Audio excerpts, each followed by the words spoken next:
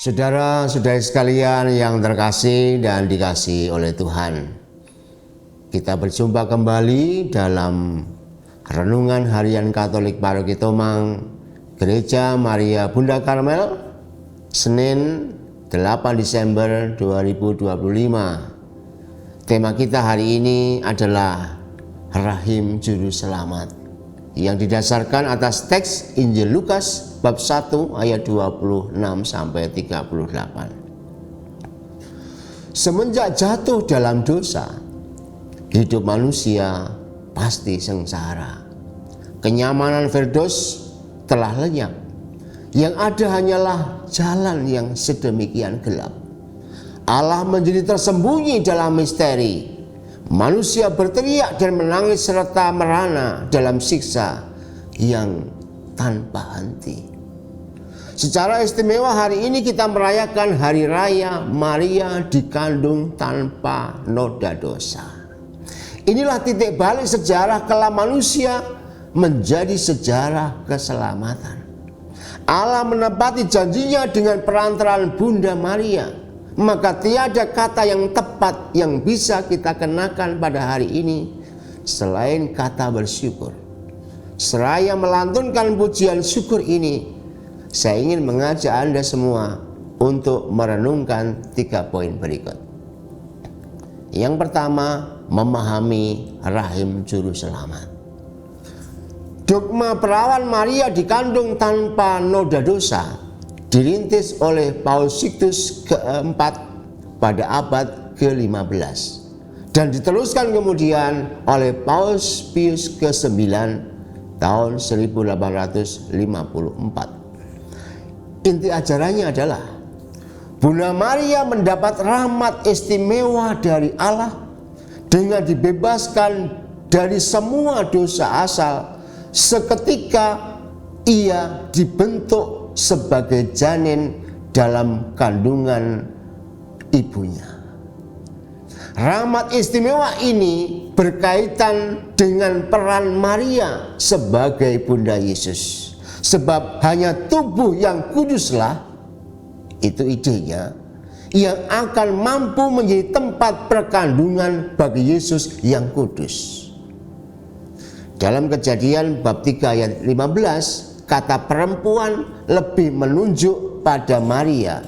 Sebab dari keturunannya yaitu Yesus, ular atau iblis akan dapat dikalahkan.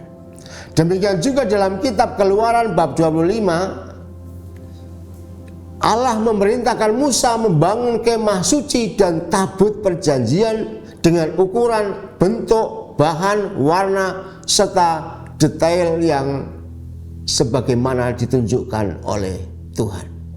Hanya imam yaitu Harun yang boleh memasuki tempat maha kudus, dan ia pun harus disucikan sebelumnya untuk mempersembahkan korban di kemah suci.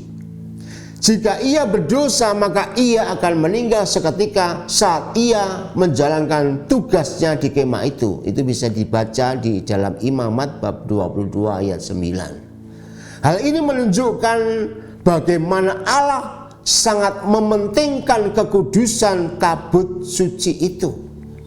Nah, sekarang tabut suci itu bukan sebuah bentuk benda, tetapi tabut suci itu adalah berwujud Bunda Maria.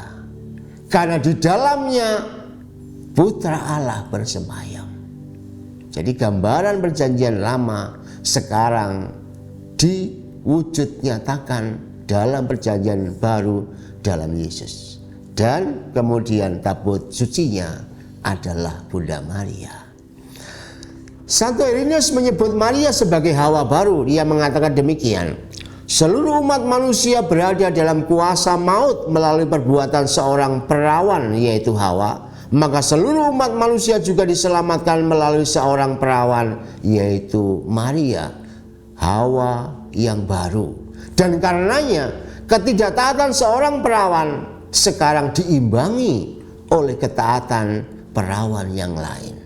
Dari sini Irenaeus menyimpulkan bahwa ketaatan total Maria dimungkinkan oleh ketotalan kemurniannya tanpa dosa asal. Kemudian Santo Agustinus juga berkata, kita harus menerima perawan Maria yang kudus. Tentangnya saya tidak akan pernah mempertanyakan jika kita membahas tentang dosa, karena hormatku kepada Tuhan. Sebab dari Dia kita tahu akan betapa berlimpahnya rahmat untuk mengalahkan dosa sampai sekecil-kecilnya. Dan hal itu telah diberikan kepadanya, yaitu Bunda Maria, yang telah dipercayakan untuk mengandung dan melahirkan Dia, yaitu Yesus, yang sudah pasti tidak berdosa. Jadi Yesus yang tidak berdosa tadi, rahimnya adalah Maria yang juga tidak berdosa. Maka Allah menjadikannya sejak dia janin, dikandung oleh ibunya. Maria telah disucikan oleh Allah karena konteks Yesus yang akan dikandung ini. Sekarang mari kita masuk ke bagian kedua, realisasi janji dalam ketaatan. Terhadap kabar dari malaikat Gabriel, Maria mengajukan sebuah pertanyaan mendasar. Bagaimana hal itu mungkin terjadi karena aku tidak bersuami? Jawaban malaikat Gabriel tentunya tidak semerta-merta dimengerti oleh Maria. Semua masih terasa kabur. Maria menutup berita itu dengan begitu indah. Itu yang terjadi pembalikannya. Aku ini adalah hamba Tuhan, terjadilah padaku menurut perkataanmu. Jadi meskipun masih sangat kabur, Maria menutupnya dengan berita yang sedemikian indah. Ungkapan ini menjadi menarik apabila kita bandingkan dengan jawaban Zakaria terhadap kabar yang sama tentang istrinya.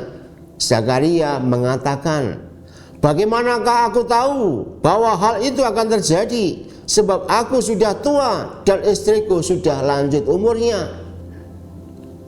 Jadi keputusan Zakaria untuk berpikir sendiri tanpa menyerahkan seluruhnya pada rencana ilahi menjadikannya dia bisu. Dalam konteks ini berarti pada saat-saat tertentu Allah menghendaki bukan kata yang berbicara, tetapi hati yang penuh kepasrahan total. Jadi konteks kenapa Zakaria itu bisu, barangkali mau mengatakan hal yang demikian. Oleh karena itu ketika hari ini kita merayakan Maria dikandung tanpa dosa, keutamaan ketaatan menjadi hal yang sangat penting untuk kita hayati. Maria taat dan berani dengan tegar berucap, ya, terjadilah padaku menurut perkataanmu, sehingga kita dan seluruh dunia akhirnya dapat diselamatkan. Karena ketaatan Maria, Yesus sang penebus lahir ke tengah dunia. Demikianlah kita diajar oleh Maria dalam peristiwa apapun dalam hidup, meskipun masih kabur sekalipun seperti yang ia alami, atau bahkan pengalaman kita itu begitu gelap dan pekat sekalipun, ternyata taat kepada kehendak Allah menjadi sumber yang sangat menyelamatkan. Memang taat itu tidak mudah, tentu kita semua tahu ketaatan kepada kehendak Allah itu enggak mudah. Maria pun juga tidak mudah. Namun justru dalam ketidakmudahan, ketaatan itu menjadi berarti. Kalau mudah ngapain berarti? Justru karena tidak mudah itulah ketaatan kepada Allah menjadi mutiara yang indah. Sekarang mari kita lihat bagian yang ketiga, keselamatan dalam bejana tanah liat. Santo Paulus mengatakan, kita ini bait Allah, tempat Tuhan bersemayam. Namun kita ini lemah bagikan bejana tanah liat yang rapuh dan mudah pecah. Allah yang suci tak tersentuh oleh kita yang berdosa. Namun Allah justru merendahkan diri menjadi manusia agar kita ini dilayakkan di hadapan Allah. Maka hanya kemauan dibentuk oleh Allah menjadikan kita yang berdosa ini layak sebagai baitnya. Santa Teresia dari Avila mengungkapkan, kita ini adalah puri yang indah, tempat sang raja itu bertahta. Namun Allah sang raja berada dalam ruang hati yang ketujuh atau lapisan ketujuh. Karena kita ini berdosa, maka kita mesti menelusurinya dari ruang ke ruang dengan jerih payah jasmani, mati raga, atau jerih payah rohani dan seterusnya, sampai Tuhan sendiri pada akhirnya mengangkat kita. Sehingga kemudian kita yang bekerja keras karena rahmat Allah, pada akhirnya juga Allah akan bekerja keras untuk kita.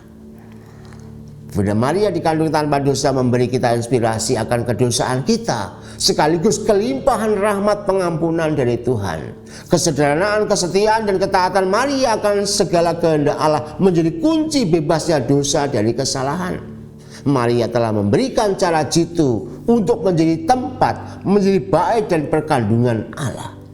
Maka perayaan hari ini merupakan syukur yang melimpah, sekaligus memberikan harapan yang pasti kepada kita untuk berani menggumuli hidup ini menuju kepada keselamatan yang sejati. Tolak ukur kesucian bukan pada hebatnya pekerjaan kita, masyhurnya nama kita, cemerlangnya otak kita, status religius yang kita sandang dan seterusnya, tetapi melulu pada saat dan kita menjadi orang yang sungguh setia dan taat akan kehendak Allah dalam segala perkara. Mari kita belajar dari Bunda Maria yang kita rayakan hari ini, supaya kita juga menjadi orang yang siap menerima Tuhan dalam hati. Tuhan memberkati kita.